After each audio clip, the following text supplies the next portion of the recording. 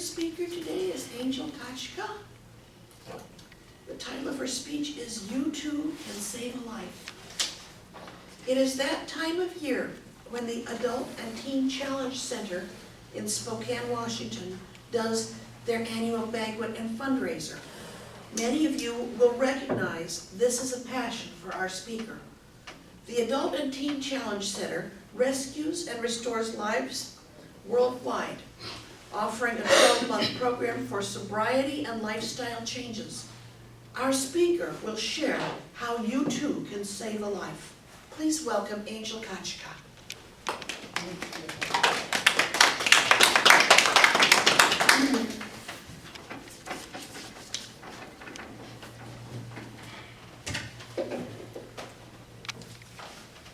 What if I told you that you too can save a life? How many people here, with a show of hands, know CPR? Thank you. How many of you have ever had to call 911? How many of you have ever had to make a CPS referral? I have a CPR card that I get renewed every year. And I wonder, if somebody fell down in front of me, would I be able to administer CPR? How many chest compressions in a minute? One thing I learned, call 911. I know I can do that. Really, could I save a life? Now, I've had to call 911 before, and it really wasn't pretty. Not just because I was terrified of what I was witnessing, but because when I got scared, I couldn't speak. I'm telling the 911 operator, just get here. And she's asking me where I am, what is the address? I'm at Safeway!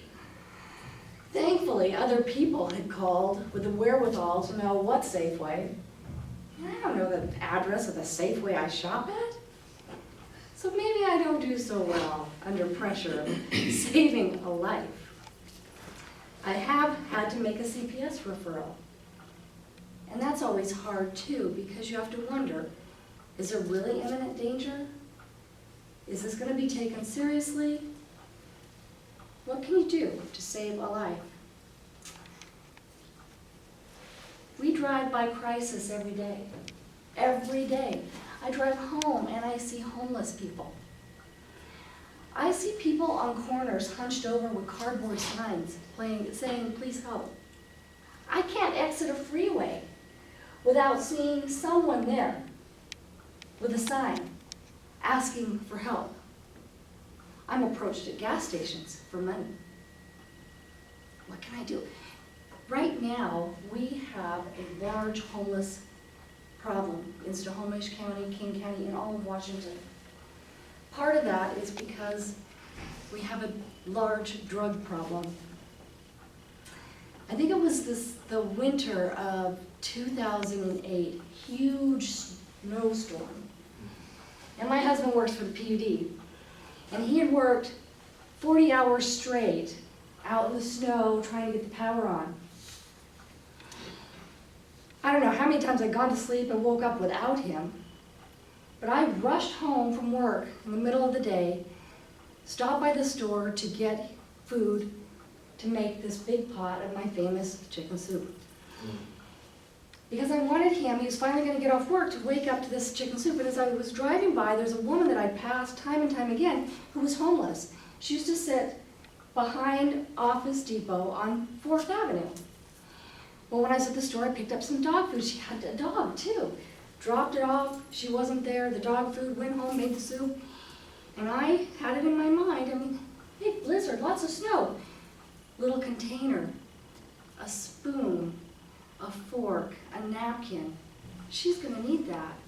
I park my car and I walk over to her and, here, this is for you. She said, no thank you.